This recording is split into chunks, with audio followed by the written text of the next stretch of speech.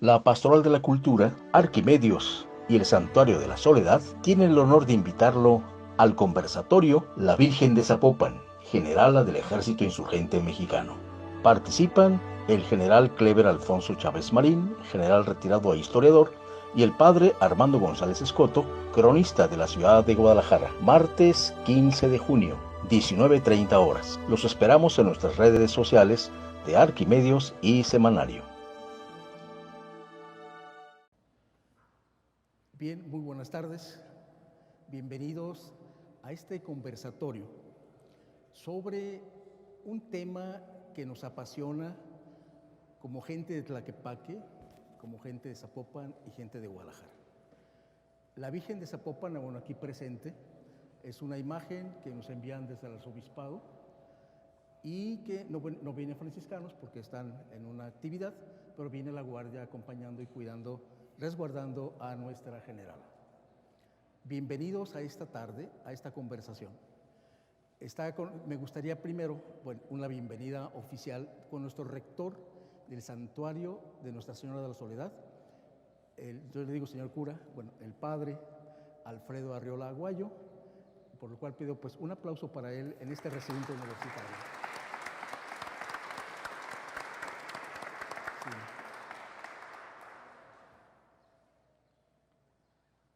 Si gustas, padre, darnos la bienvenida a este recinto tan hermoso.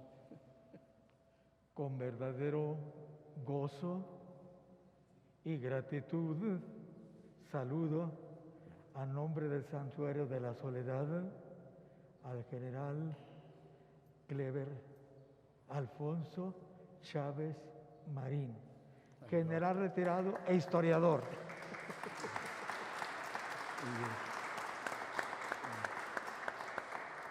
Y al muy conocido, querido y nunca suficientemente ponderado al licenciado padre Armando González Escoto, historiador y cronista de Guadalajara.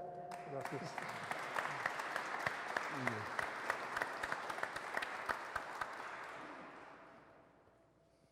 Bien, esta es una conversación, por lo tanto, con mucha libertad, con un lenguaje que a ustedes les va a gustar, porque está con nosotros un cronista de la ciudad de Guadalajara, un historiador de la Virgen de Zapopan, que ha impulsado a través de muchas publicaciones en la Universidad de Batemajac, el padre Armando González Escoto. Pero tenemos un militar historiador. Es diferente historiador militar. No, él es un militar historiador. Por lo tanto, nos va a platicar a profundidad en su conversación, en su charla, en su plática, el significado del generalato. Y entonces, ¿qué vamos a escuchar? Bueno, una época de México donde cambia la cosmovisión, cambia la visión del mundo, en el cual de sentirse independientes, ya no sujetos a un reino, es el reino de la Nueva Galicia, que logra una transformación. Y esa transformación se logra a través de una vida espiritual. O sea, tiene que cambiarse el espíritu para que pueda lograrse un cambio de actitudes totales ante la visión del mundo. Entonces, una nueva cosmovisión implica una enorme irrupción de otro tipo de pensamiento para poder hacerlo posible. Y eso solamente se logra en comunidad. Entonces, esta comunidad, ¿sí?, logra hacer posible lo que se llama hoy un conjunto de acuerdos, más que de batallas. Para eso vamos a iniciar con esta sabrosa conversación. Están invitados a esta conversación y saludamos sobre todo en nuestras redes sociales. Nos pueden seguir a través de Semanario GDL o Semanario Arquidiocesano de Guadalajara por YouTube. Nos pueden seguir en esta transmisión a través de la página de Arquimedios GDL. Entonces, nuestra página es arquimedios.org y de esa manera puede usted vincularse con nosotros, usar el Facebook también para, si gusta, mandar saludos o su parecer acerca de este conversatorio, puede participar con nosotros y le daremos seguimiento a través de los otros eventos. Pero me gustaría sobre todo presentar también al padre Antonio Larios, quien está aquí presente con nosotros. Él es el coordinador de que esto sea posible, de la coordinación de todas las actividades del Bicentenario. Padre, por favor. Muchas gracias. Está aquí con nosotros, que ha sido, al final nos va a platicar los eventos que siguen, sobre todo de aquí al 15 de septiembre, que tiene una enorme riqueza, sobre todo para poder profundizar en cómo se ha convertido en todo un significado la Virgen Zapopan que nos evoca, que nos convoca y que nos provoca a una nueva espiritualidad. Entonces iniciamos, si les parece bien,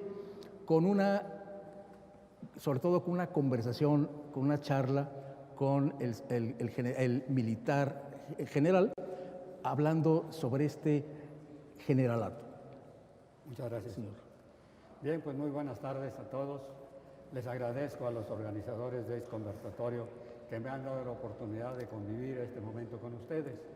Y sobre todo por esto, ¿no? Para mí esto es sumamente interesante porque a través de los estudios históricos que he realizado a través de muchos años, pues he llegado a la conclusión que hemos vivido engañados en lo que se refiere a la historia.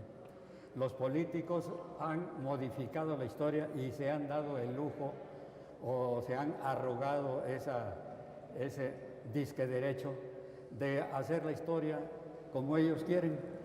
Tan así es que ellos no han investigado nada, simple y sencillamente por decreto, y en este caso particular,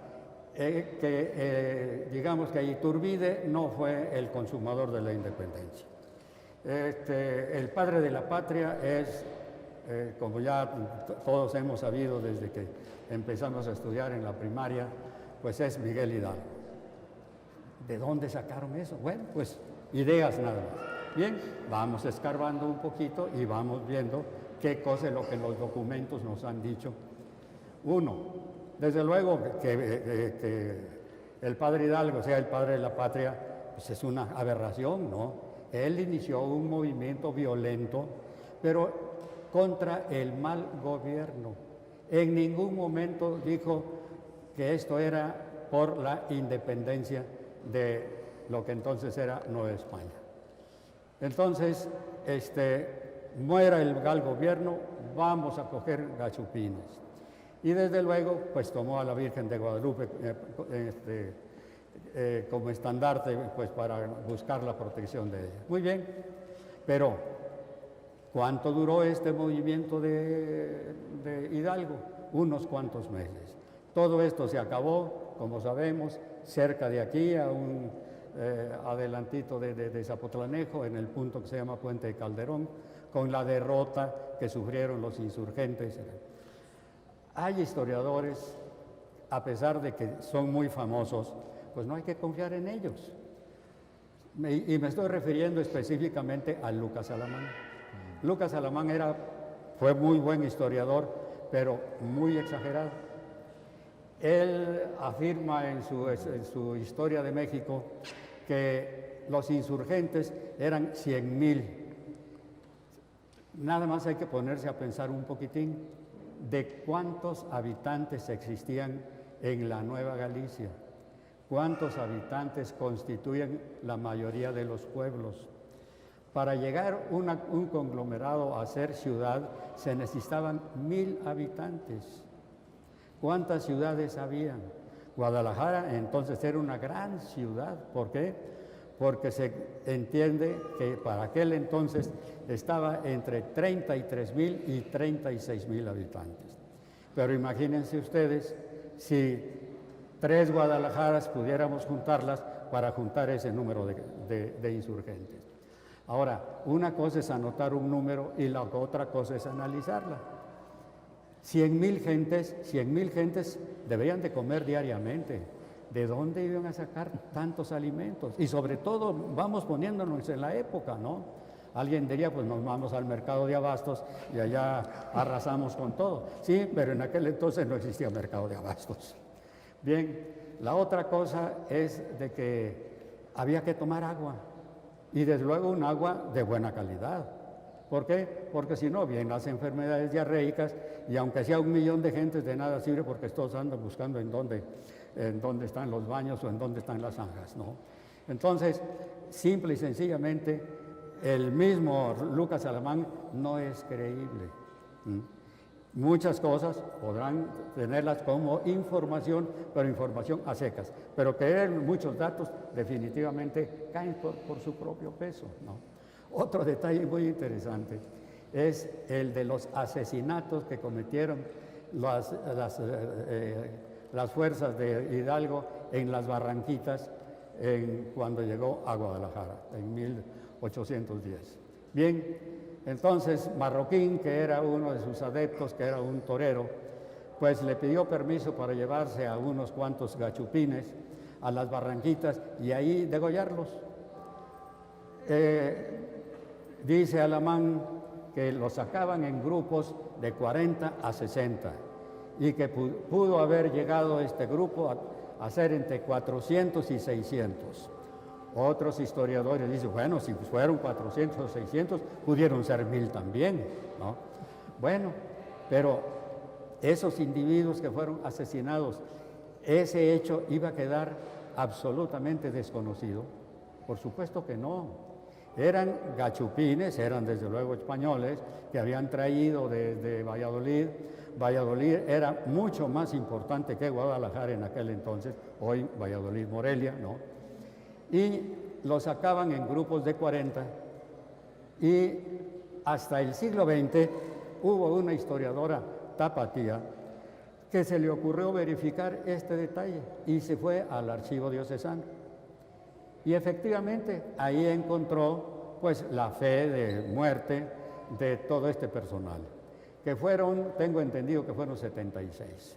Fíjense ustedes qué diferencia hay de 76 a 400, a 600 o a 1000. Aunque hubiera sido un solo degollado, muy malo. Pero eso que hayan sido las cifras que mencionaron los demás, es otra mentirota.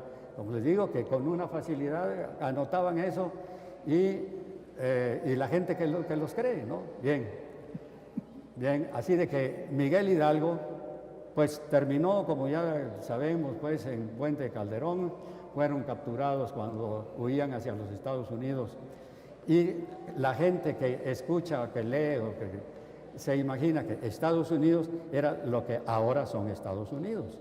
No, Estados Unidos todavía estaba muy lejos de donde fue capturado en Acatita de Baján, estaba muy lejos todavía. Ahora, ¿por qué iban a los Estados Unidos? Bien, Estados Unidos siempre, desde su creación, 1776, tomaron como enemigo, con odio jarocho, como suelen decir, a España. Y desde luego, ellos siempre tuvieron el afán de tomar nuestros territorios para expandir los de ellos. Bien, pero para aquel entonces, repito, Estados Unidos estaba sumamente lejos. Bien, para no entrar en mayores detalles, porque apenas me dieron 1 hora para que yo hablara, entonces viene el año de 1821. Hay muchas cosas.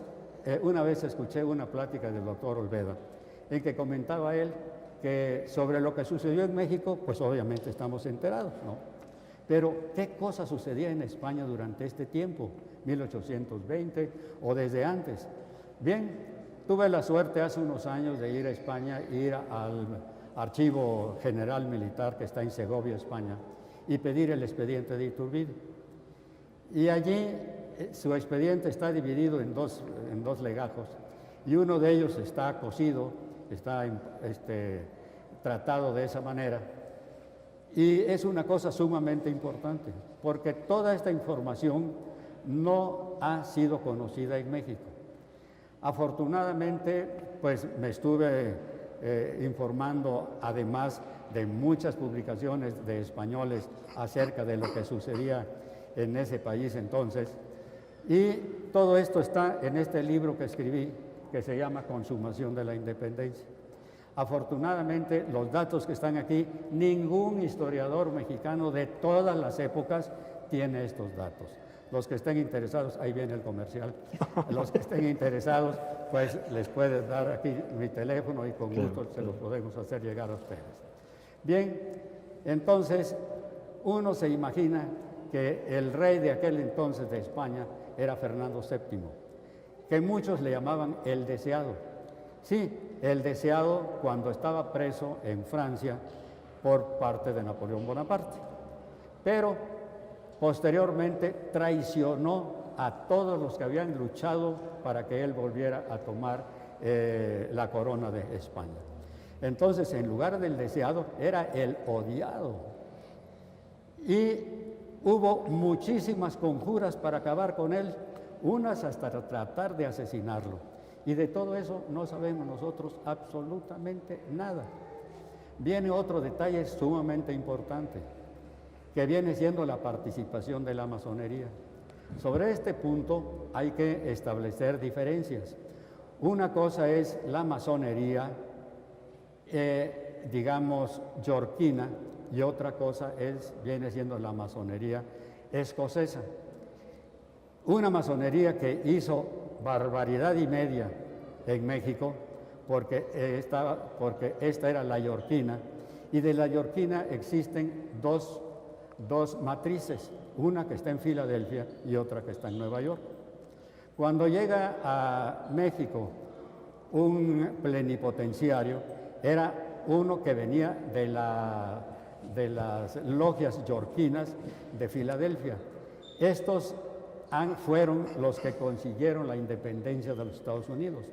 O sea, los enemigos acérrimos de España y los principalmente interesados en quedarse con todo México. En el año de 1803, Thomas Jefferson declaró: las fronteras naturales de los Estados Unidos tienen que ser Alaska hasta Panamá, el Caribe y el Pacífico. O sea, nada más todo lo que consideramos que es Centroamérica, de Norteamérica hasta Alaska. Apenas una pequeña parte, ¿no? Bien, la cosa es de que se consuma la independencia porque Iturbide tiene la genial idea de que, siguiendo las indicaciones de un gran historiador chino, Sun Tzu, que tiene su libro, tiene más de o cerca de 2000 años, pero en una de sus frases dice: aquel que consigue una victoria sin derramamiento de sangre es digno de ser loado y de ser considerado como un ser superior. Bueno, eso fue lo que hizo Iturbide. Hay algunos, si vemos en nuestra historia, hay algunos militares que trascendieron, como Antonio López de Santa Anna. Sobre la vida de este personaje se ha escrito mucho, pero no la verdad completa. Fue un verdadero traidor a México y no se traicionó a sí mismo porque no se dio cuenta, ¿no? Pero, qué bárbaro, en todas las épocas, mientras más lo estudio, más asco da. Siempre nos dicen que los historiadores tenemos que ser ecuánimes, pero aquí, por más que uno quiera ser ecuánime, no es posible, ¿no? ¿Por qué? Porque no es la cuestión de mi opinión, sino es nada más todo lo que se ha escondido a través de los años, y que son ya bastantes, sobre la historia de este individuo. Era un individuo que le gustaba mucho jugar a los soldaditos.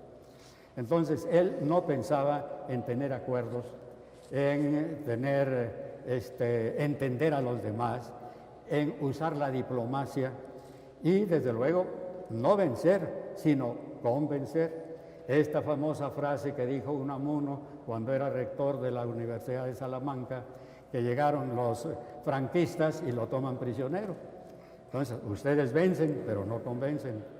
Entonces, más que otra cosa que derrotarlos, hay que convencerlos para evitar el derramamiento de sangre. Eso fue lo que hizo Iturbide, ¿no? Él creó el plan de Iguala. Él también ideó la manera de ir convenciendo a los comandantes militares realistas a efecto de que se unieran a la causa de la independencia. Y por otra parte, pues también convenció a las autoridades eclesiásticas a efecto de que si en la guerra que desató Hidalgo fue condenado por la Iglesia. En este caso fue todo lo contrario, fueron apoyados francamente por las altas autoridades. Bien, entonces hay algunos que dicen de que el gran error de Iturbide fue el haberse coronado emperador. Definitivamente no, fue un gran acierto, puesto que pensemos a qué tipo de gobierno, a qué sistema de gobierno estaba acostumbrado el pueblo novohispano. La democracia era un experimento político de los Estados Unidos, que tenía muy poco tiempo de establecido. ¿Iba a resultar? ¿No iba a resultar? Nadie lo sabía. Pero adoptar la democracia en aquel momento hubiese sido un desastre. Y un desastre como la misma historia nos lo demostró, porque entre que si eran peras o eran manzanas, si es democracia o no democracia, ya ven ustedes en lo que ha degenerado este término, ¿no? En aquel entonces se crearon por parte de la masonería yorquina de Filadelfia una serie de publicaciones, una de cuantas se llamó El desengaño del hombre, en donde hablaba cosas terribles de las monarquías, fueran reinos o fueran imperios, y loaba y elevaba a las máximas alturas la democracia. La democracia es cuando todo el pueblo puede tener participación en la política. Muy bien, pero en este caso, para la democracia todos los votos valen igual, pero es igual un voto comprado al voto de un individuo que piense y que se convence de cuál es el mejor sistema político. Ya vemos cuál ha sido la historia de México. Si hace poquito más de 100 años todavía don Porfirio decía, el pueblo de México no está preparado para la democracia. Y yo ahorita digo, a estas alturas, pleno siglo XXI, y iniciando la tercera década de este siglo, el pueblo mexicano está preparado para hacer uso racional de la democracia. No me lo respondan, piénsenlo ustedes, ¿no? Bien, entonces viene este movimiento de Iturbide en que convence a los altos mandos militares para que se unan a su plan. Y es una cosa muy interesante ver de qué manera plazas tan importantes, digamos, como Puebla, como Valladolid, como la misma Ciudad de México, como Zacatecas, Monterrey, fueron cayendo en poder de los trigarantes. Y desde luego, Iturbide era un individuo que tenía los pies en la tierra, ¿no? En aquel entonces, ¿cuáles eran las tres garantías? Unión, que es lo que todos necesitamos. Hay dentro del estudio de la sociología lo que se llama la interdependencia humana. Yo, por muy completo que quiera ser, no puedo ser todo, y menos especialista en todo, ¿no? Hay algunos que creen que lo son, bueno, que lo crean, una cosa es que lo crean y otra cosa es que lo sean, ¿no? Pero definitivamente nadie puede ser todólogo y menos especialista. Entonces, simple y sencillamente, yo dependo de ustedes porque él es mecánico, porque él es médico, porque ella es enfermera, porque el otro es párroco y todo. Necesitamos de todos, ¿no? Entonces, estos individuos pensaron de que ellos podían ser todo, pero se olvidaron de estos pequeños detalles que estamos comentando. Entonces, Iturbide pues proclamó eso, la unión. En aquel entonces la cuestión religiosa era uno de los factores de unión también, y esa es otra de las garantías que prometió Iturbide. Y la independencia, ¿no? Desde luego hay que entender una cosa.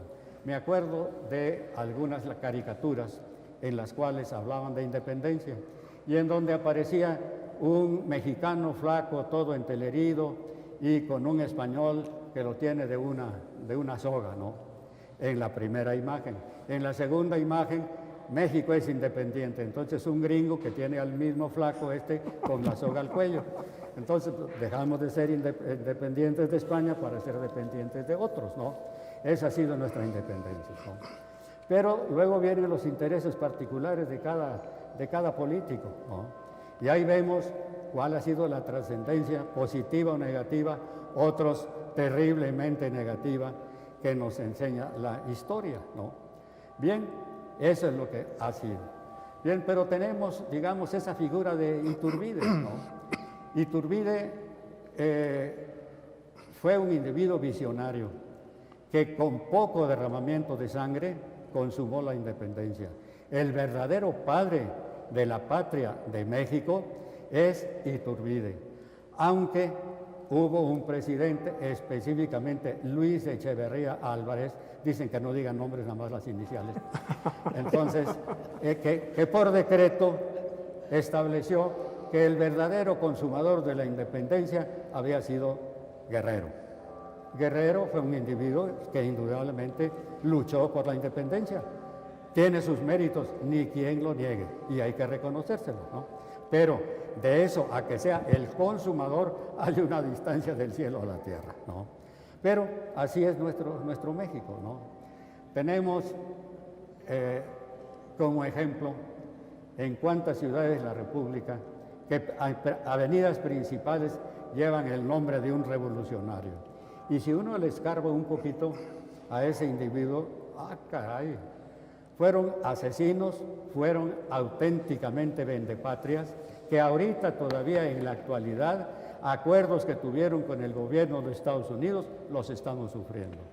Sin embargo, son individuos que cada año les reconocen homenajes y que son discursos que son una cuestión de que ni a Dios se le hacen esos discursos, pero estos son héroes de papel, desde luego, ¿no? Pero hay que saber quiénes son los héroes verdaderos y quiénes los héroes de papel. A estos héroes verdaderos como Iturbide, pues los han satanizado. Y también casi siempre son los intereses de los Estados Unidos. Ya mencioné antes de que Iturbide le pidió pues a Iturbide la venta de los territorios que posteriormente perdimos. Bien. Pero cuando Iturbide lo mandó al diablo y que le dijo que del territorio mexicano ni una pulgada, entonces empezó a entrevistarse con otros individuos como Santa Anna. Y curiosamente Santa Anna fue el que proclamó la República. Pero para que el mismo Santa Anna diga en sus memorias, yo proclamé la República, pero no sabía que era la República. Bien, esta es una confesión que caray, bien, ya sabe uno qué clase de gente la hizo y la dijo, ¿no? A partir de ese entonces, Santa Anna se hizo un individuo proclive a los intereses de los Estados Unidos. Y así lo vemos con lo que sucedió en Texas, con lo que sucedió, bueno, hasta en el Segundo Imperio Mexicano. Ahora en el mes de septiembre va a salir un libro editado por la Asociación Internacional de Historia Militar, a la que me honro en ser presidente, en conjunto con la Universidad de Guadalajara, Campus Lagos de Moreno. Son 13 trabajos en los cuales hay participación de Estados Unidos, de Argentina, de Chile, y desde luego mexicanos indudablemente, en donde uno de los trabajos es el de su servidor, en que hago un análisis basado en el archivo diplomático mexicano, en cuál fue el papel de este personaje entonces en la intervención francesa. Bien, hay muchas cosas que ignoramos y desde luego si le seguimos escarbando, pues nos darán las 10 de la noche y creo que no nos prometieron cenar entonces.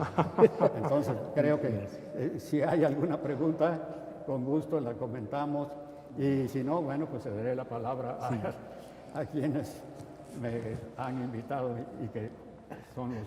Muchas gracias. Muy bien, general. Gracias, general. Muchas gracias. Padre Armando, por favor. Sí, gracias, general. Muchas gracias.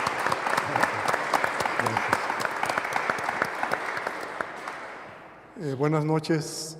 Me da un enorme placer compartir con ustedes en esta tarde y además acompañado de una persona muy, muy ilustre, el general Alfonso Clever Chávez Marín, en la casa que mantiene en tan buena condición el señor cura Alfredo Arriola. Somos invitados de Arquimedios, ¿Cuánto tiempo? que está transmitiendo esta exposición. Y voy a continuar con 2 puntos que el general me parece que dejó bien claros. Por un lado, no conocemos nuestra historia tal como fue. Y por otro lado, no hemos dado el honor que merece a quienes de verdad hicieron de este territorio un país independiente. Y no voy a inventar nada. Ustedes saben que estamos en el año 2021, cumpliendo 200 años de ser un país independiente, y nadie ha dicho nada. No hay un programa de festejos, no hay un programa formativo, no hay nada. Simplemente no ocurrió. Y lo que hay, o lo que se hace, acaba reducido a pequeños círculos. Incluso nosotros aquí. Somos un pequeño grupo que está acordándose de algo que 120 millones de mexicanos ignoran. Ese es un drama, una tragedia. Que la historia no se haga desde la historia, sino desde la política. En parte, así ha sido siempre. Si ustedes un día que no tengan qué hacer, con su respectivo cubrebocas, se van al centro de Guadalajara y empiezan a recorrer las calles del centro de la ciudad, Juárez, Corona, Aldama, Galeana, Hidalgo, Morelos, Pedro Moreno, son las calles de la ciudad. No hay más que de 2, o fue político o fue militar, con perdón de los militares. Oiga, pero ¿qué no tenemos héroes de otro tipo? ¿No hay grandes maestros, grandes educadores, gente que haya trabajado realmente por el desarrollo de la entidad o del país? Pues seguramente sí, pero a eso les quedan nada más trocitos de calles. ¿Cómo sería López Cotilla, que fue un gran educador? Los que ganan son o políticos o militares. Y ellos son los que han hecho la historia. Ese es el problema. No los profesores, no los investigadores, los políticos y los militares.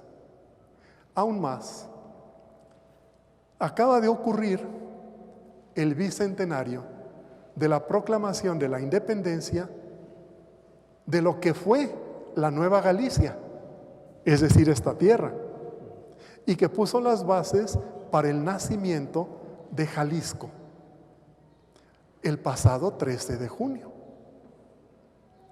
¿Qué eventos organizó la Secretaría de Educación Pública o la Secretaría de Cultura o el gobierno estatal o los gobiernos municipales? Ninguno. No es un dato que les importe. Y como finalmente la gente vive lo que aprende en la escuela o lo que se celebra cívicamente, permanecemos en esa ignorancia.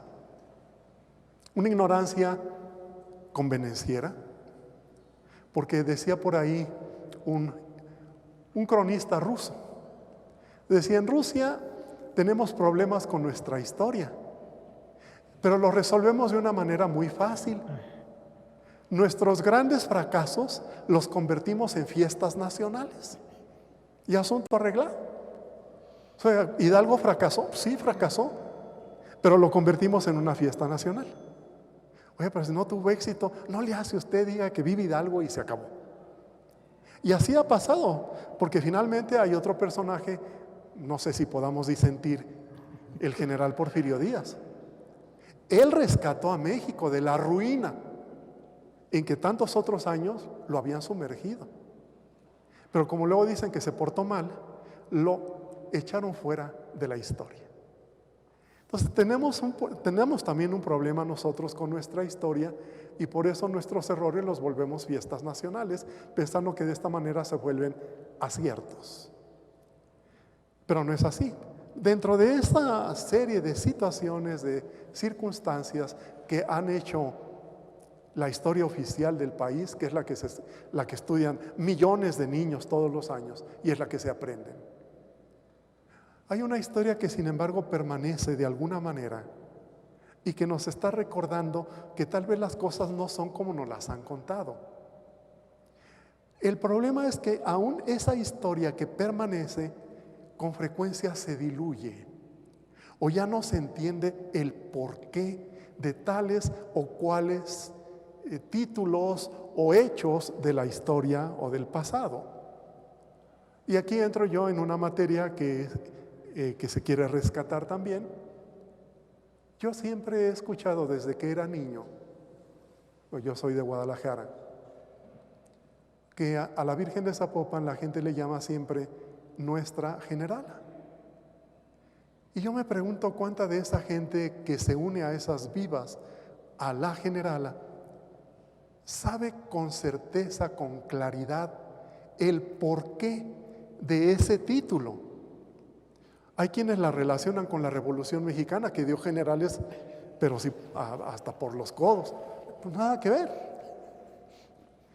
Desde luego fue un título que el ejército insurgente le otorgó a la Virgen María en esta imagen, un 15 de septiembre de 1821. Pero no averiguamos lo que quisieron significar la gente de ese momento con ese título.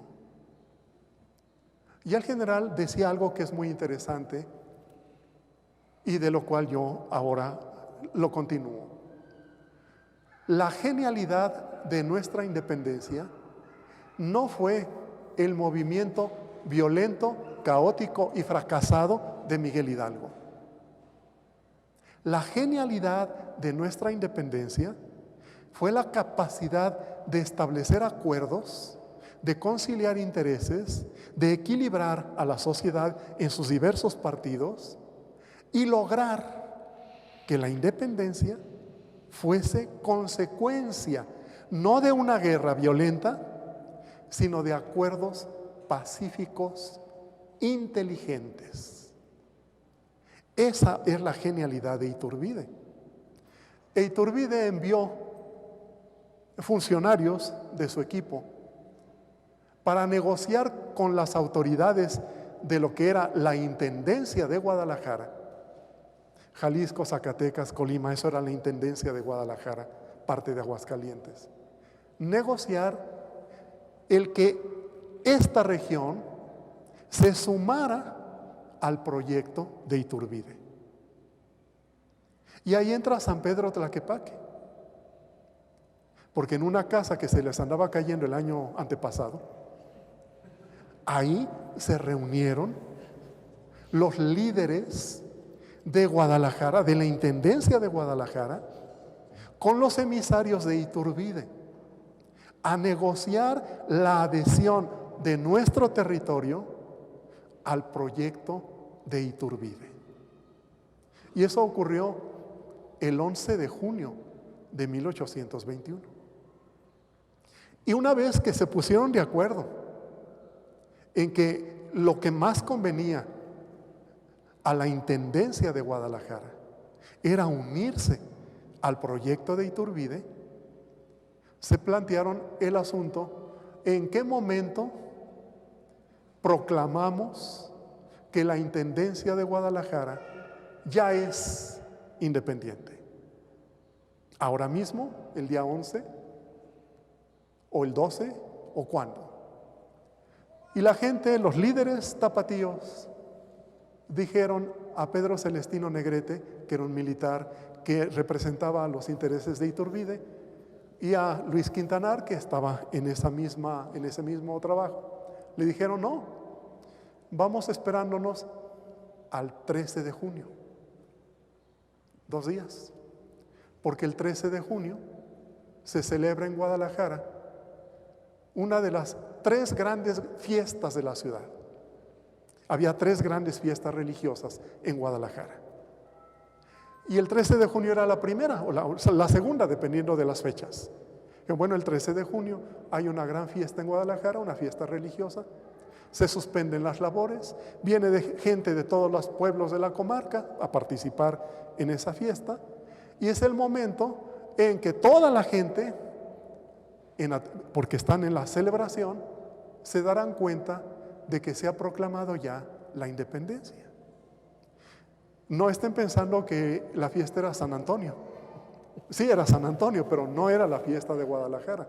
Era la fiesta en que se recibía la Virgen de Zapopan, que iniciaba la visita anual. En ese tiempo la visita anual comenzaba el 13 de junio. Y por lo tanto era una gran celebración recibir la llegada de la imagen y hacer esa fiesta. Bueno, vamos esperándonos para que el día que entra la Virgen desde Zapopan, entre el ejército insurgente desde San Pedro. Y ahí, en ese ambiente festivo, multitudinario, se proclame la independencia por la adhesión de Guadalajara al plan de las 3 garantías. Días después, cuando la gente andaba realmente muy convencida de lo que había ocurrido y muy feliz porque ya éramos independientes, aunque todavía no nos caía la soga de acá del norte, pero bueno, en ese momento todos andaban muy felices, pues la gente pensó que la entrada de la imagen de la Virgen y la entrada del ejército insurgente no era una casualidad, no lo era de por sí, había sido una decisión, pero que además tenía un significado. Podemos conquistar más cosas pacíficamente que violentamente. Y por lo tanto, el general más exitoso no es el que vence en una batalla cruenta, sino el que triunfa sin necesidad de una batalla cruenta. Y entonces dijeron, la Virgen es generala porque alcanzamos la independencia sin necesidad de medio matarnos unos con otros. Pero no solo eso. Había otra cuestión que es también muy interesante y aquí nos darían las 3 de la mañana analizándola. Y es que la gente de esta tierra, por lo menos la de ese tiempo, sus líderes, eran personas que conocían la historia, que amaban su tierra, que eran muy inteligentes y también astutos. Y no dejaron de plantearse una cuestión. Como dicen, al superior, mientras más lejos lo tengas, mejor. Eso dicen, pero no sé si sea cierto. Dice, de los superiores y del sol, mientras más lejos, mejor. No era lo mismo que el superior fuera Madrid, a que el superior fuera México, la Ciudad de México. ¿O era lo mismo? Madrid estaba a 9,000 kilómetros y la Ciudad de México estaba a 480 kilómetros. Y la gente de aquí pensó, una vez que todo el poder que tiene España lo tenga México, nuestra tierra va a padecer. Va a correr el riesgo de ser asimilada, uniformada, centralizada. Todo lo que pasó finalmente. Todo lo que finalmente pasó. Va a ocurrir eso. Tenemos que fortalecer la identidad regional para que el nuevo país no destruya esa identidad sobre pretexto de unidad nacional. Vamos a fomentar la unidad nacional, sí, pero a costa de la identidad regional. Dijeron no. ¿Qué tenemos que hacer? Fortalecer los símbolos que han dado identidad regional a esta tierra. Y por lo tanto es obvio que la Virgen de Zapopan era el símbolo fundamental. ¿Quién había estado desde el siglo XVI? Pues esta imagen. ¿Quién había acompañado la construcción de la Nueva Galicia durante 300 años? Pues había sido esta imagen. Por lo tanto era la imagen que daba identidad regional. Había que hacer que la independencia la fundación de Jalisco, no fuera ajena a su historia real. Por lo tanto, la declaración del Generalato en 1821 y después que el Congreso Estatal en 1823 la declarara protectora única del Estado de Jalisco, tenía que ver con esa preocupación de conservar la identidad, de conservar la conciencia histórica, de mantener la unidad regional y de no permitir que los excesos del centralismo que preveían ya los líderes regionales pudieran sofocar 300 años de historia nuestra. Y en ese sentido quiero recordarles que Guadalajara fue capital de un territorio más grande que la actual República Mexicana. Fíjense bien, Guadalajara fue capital de un territorio más grande que la actual República Mexicana, porque fue la capital de una audiencia que llegaba hasta California y la provincia de Texas, incluyendo Arizona. Todo ese territorio se gobernaba desde Guadalajara y se gobernó durante 3 siglos. Bueno, un poco menos, porque luego vinieron las intendencias a fines del siglo XVIII y el territorio se subdividió. Pero la mayor parte del periodo virreinal, Guadalajara fue capital de un territorio enorme. ¿Cómo arriesgarnos a perder la identidad una vez que aparezca un país centralizado en la Ciudad de México que va a querer imponer sus símbolos a todo el resto de la nación y lo que es propio y regional va a quedar como en segundo término? Pues con mucha inteligencia, creo, nuestros antepasados procedieron a generar esta serie de declaraciones, de títulos religiosos, desde luego, también cívicos, que buscaban mantener nuestra autonomía de manera que nos uniéramos a una, como pasó luego, a una república, pero que fuera federal, sin perder pues lo propio y formando parte de un proyecto más amplio que será la República Mexicana, aunque ya sepamos también que el federalismo que buscó rescatar las identidades de los estados, pues fue finalmente una mentira como tantas más que se han manejado en este país. Y yo siempre he dicho cuando tengo la oportunidad que el federalismo mexicano es semejante a la avenida Federalismo que hay en Guadalajara, larga, chueca y perforada. Ese es el federalismo mexicano, porque lo que realmente se impuso y se impone hasta el día de hoy es un centralismo total, un centralismo que ha destruido a la propia Ciudad de México, ese hermosísimo Valle de México que fue destruido por el centralismo político. Y lo que era un valle de vida, de bosques, de manantiales, la abundancia de agua, hoy vemos en lo que se ha convertido, consecuencia de este mismo sistema que es el que finalmente ha imperado en el país. Bueno, Jalisco trató de fortalecerse frente a esa amenaza a través de esta imagen de la Virgen que era como que es y sigue siendo el símbolo de la identidad regional. Y ahora estamos justamente en el bicentenario de que el ejército declaró a la Virgen generala de armas, para que después, 2 años después, el Congreso la declarara protectora única del Estado.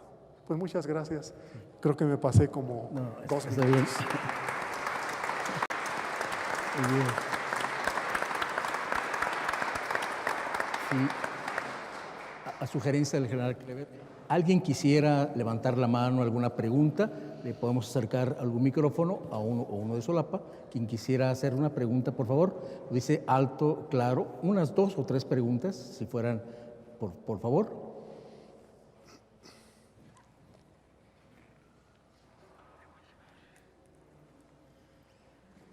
Antes que entre la pregunta,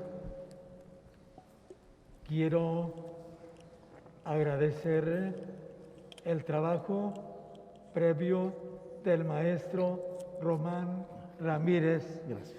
que fue Gracias. conjuntando en todos los órdenes y logísticos también, para que ustedes presencialmente estuvieran aquí, e igualmente los que en las redes lo están Bien. disfrutando Así es. de una manera, creo yo, enriquecedora. Así es. Maestro, gracias. Gracias a usted. Gracias, padre. Gracias. Muchas gracias. Bien. Sí, bueno. ¿Algún comentario, alguna pregunta? Sí. Ahí hay micrófono. Bueno. Por favor, adelante. No. ¿Me dice su nombre, por favor? Bueno, sí. Aurelio García Rosas. Mi pregunta es, ¿fue tanto el amor a la generala, que no era generala, cuando entró el ejército trigarante a Guadalajara, que todas las porras iban con el nombre de María? Al entrar a Tlaquepaque, en la calle principal, eran las porras. Al ejército trigarante pues mencionaba mucho a la Virgen María. La pregunta es, ¿había mucho amor a la Virgen María por Agustín Iturbide y por lo tanto con el ejército trigarante? Muchas gracias. ¿Ya conocen a la Virgen María ellos? ¿A la Virgen de Zapopan?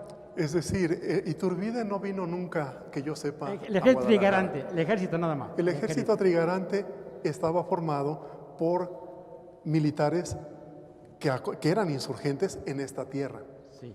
Pero la solicitud del generalato la hizo el Ayuntamiento de Guadalajara. El Ayuntamiento de Guadalajara, el 9 de julio de 1821, solicita al ejército trigarante que declaren a la Virgen generala. Y el ejército lo acepta. Y además, sí, efectivamente, la Virgen de Zapopan era muy conocida durante el virreinato, tanto aquí como en la Ciudad de México. Hay exvotos del siglo XVII de gente que viene a Guadalajara desde la Ciudad de México a presentar un retablo y otros muchos datos. Eran imágenes que en la época virreinal se conocían. Sí, porque yo veo algunos libros, como usted dice, cada historiador escribe lo que él quiere escribir. Por eso el lector tiene la obligación de comparar diferentes historiadores, Claro. y cada quien saca su mejor conclusión. Muchas gracias. Gracias. Bien. Una pregunta más. Señora, por favor. Aquí la señora. Aquí, si gusta, a lo mejor... Si gusta ponerse de pie. Sí, pues,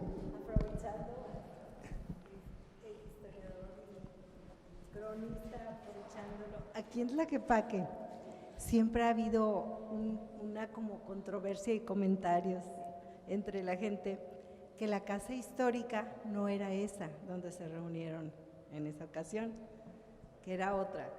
Y se dicen nombres de otras casas, pero quisiera preguntarle. bueno, yo ¿es lo algo? que he escuchado es exactamente esa controversia. Sí, ¿verdad?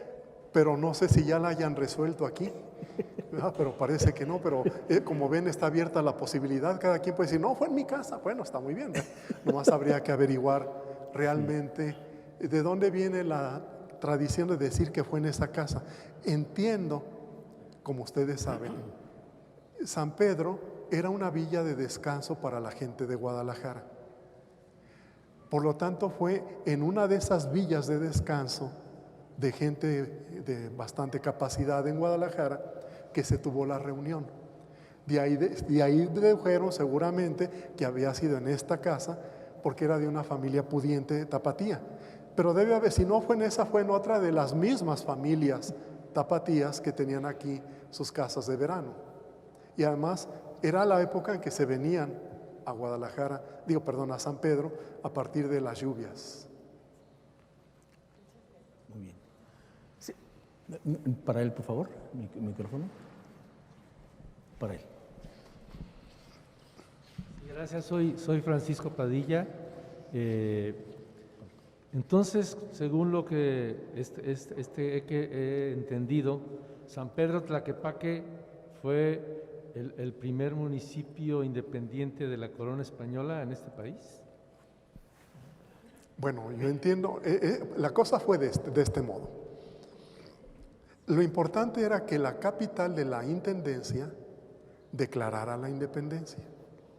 Una vez que la capital declaró la independencia, comenzaron las adhesiones de los múltiples municipios que había en la intendencia de Guadalajara. Y yo no he leído que el municipio de San Pedro se hubiera adelantado a Guadalajara a declarar la independencia, porque eso era un poco, no era lógico. Primero se independiza la capital de la intendencia, se envía el aviso a todos los municipios, a los alcaldes, y estos van a irse sumando a la declaración de independencia. Pero primero es la capital y luego ya los municipios. Guadalajara sí es la primera. Sin duda que sí, así es.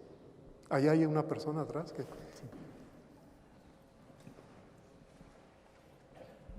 Gracias. Mi nombre es Ernesto Briceño Hernández y le agradezco la oportunidad de poder compartir algo en relación a lo que la señorita mencionó. Voy a repetir. Mi nombre es Ernesto Briceño Hernández y quiero compartirles a ustedes, los principales. No se despegue el micrófono. Sí.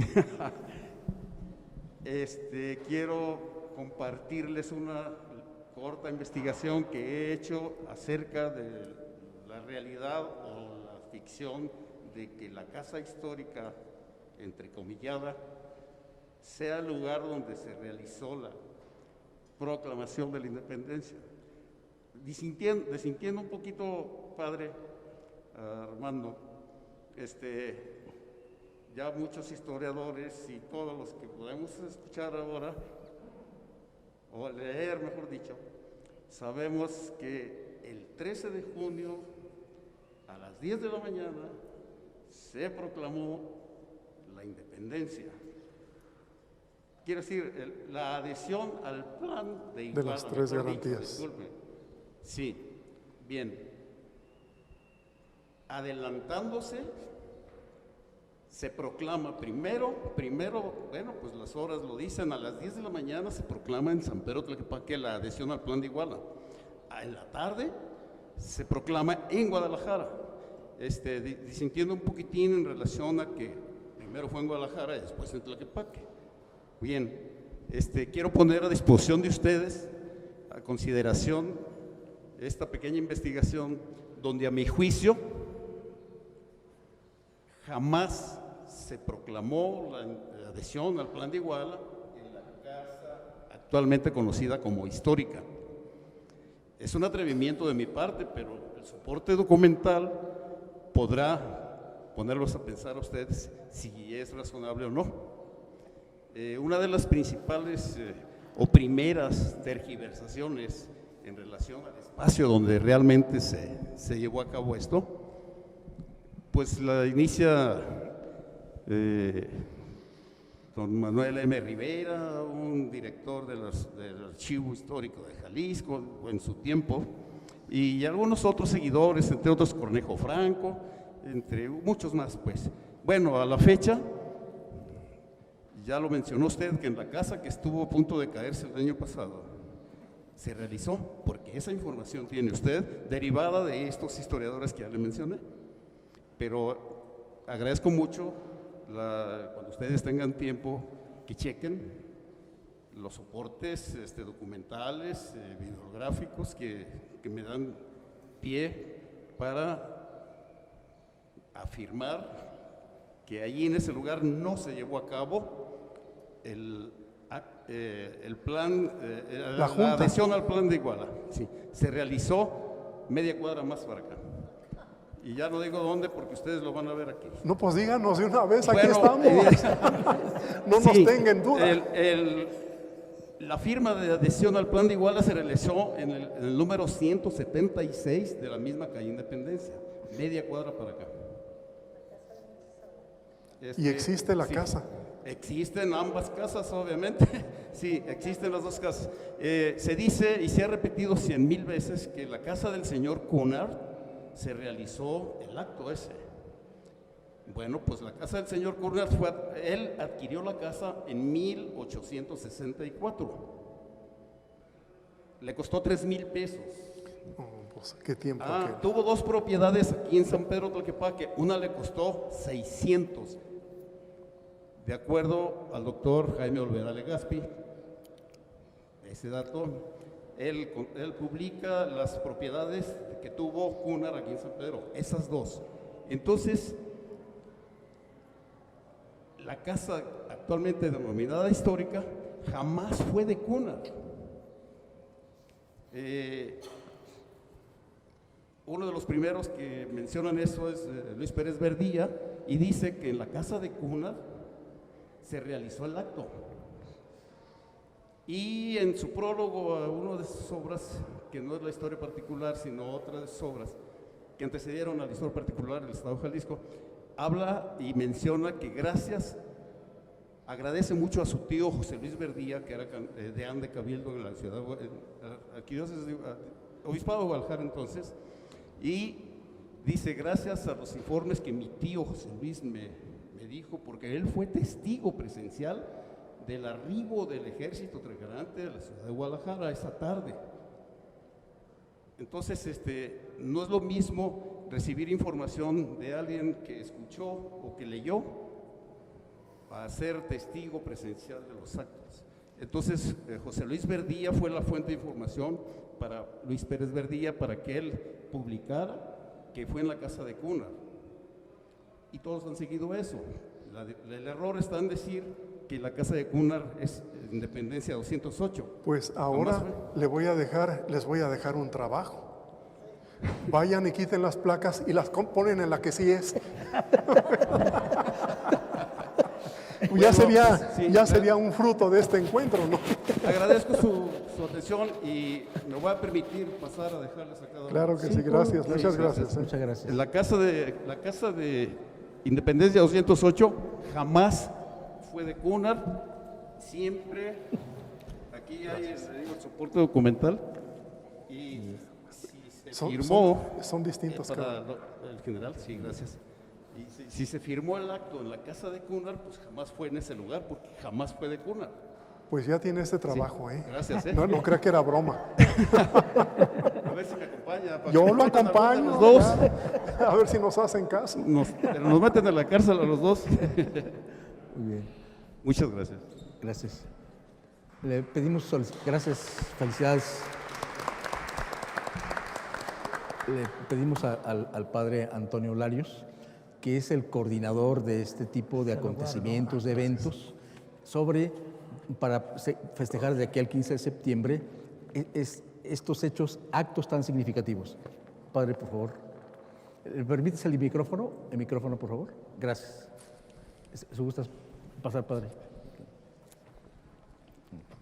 Bien, pues les agradecemos infinitamente a nuestros ponentes, le agradecemos infinitamente a Arquimedios y Semanario que nos permite tener estos momentos de encuentro y de reflexión sobre el bicentenario de nuestra independencia y de la proclamación del Generalato de la Virgen de Zapopan. Y les invitamos pues para que a través también de Arquimedios y Semanario vayan viendo el programa de lo que sigue de aquí al 15 de septiembre. Por eso tienen programados por lo menos 3 actos más o menos de este nivel intelectual, cultural, que nos van a ayudar mucho para que lo celebrativo no solamente sea una cuestión devota o piadosa, sino que también de verdad tenga ese fundamento histórico, intelectual, académico, que nos ayude pues también para ver la gran influencia de la Iglesia Católica en este acontecimiento de la independencia, la gran influencia de nuestros símbolos religiosos, aquí en el occidente de México, evidentemente, Nuestra Señora de Zapopan. Y después de estos actos y eventos, pues desembocaremos ya en la parte más celebrativa, propiamente el 15 de septiembre. Pero sin duda estos avances que vamos haciendo nos ayudan a concientizarnos más en lo que vamos a estar celebrando.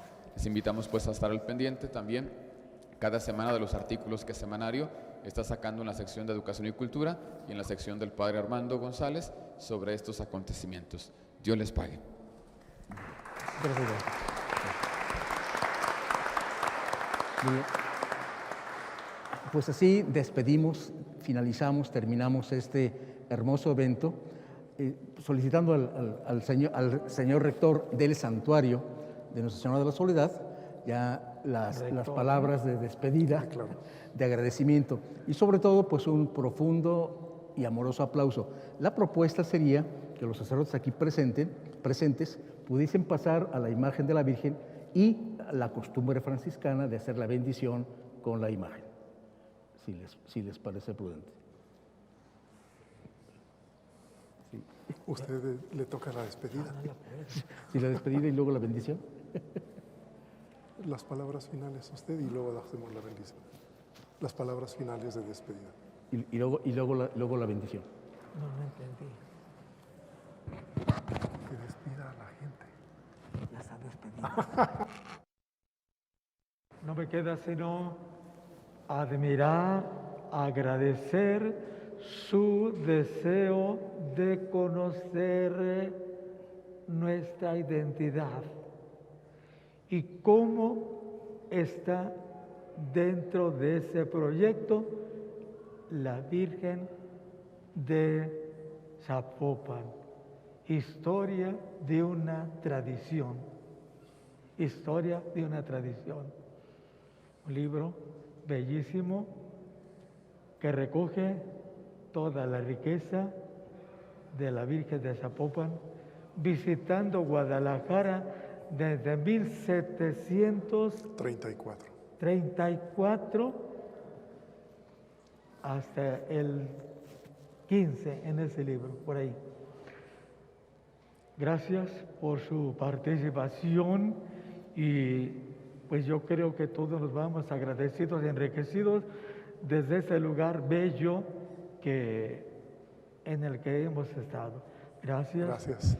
Padre Amado González Coto, general retirado. Gracias, maestro. Y pues que todos tengamos una bella noche, ahora sin lluvia.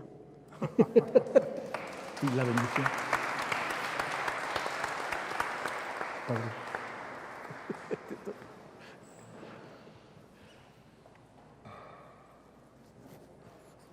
Tú, ustedes dos. Ustedes dos. Los más jóvenes. Los más jóvenes son las que la pueden. Sí. La imagen pesa y entonces los más jóvenes son los que la pueden cargar. Padre Alexis, ¿no?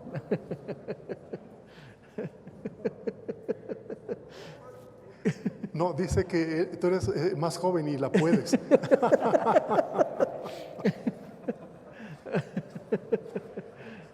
Además, los más altos.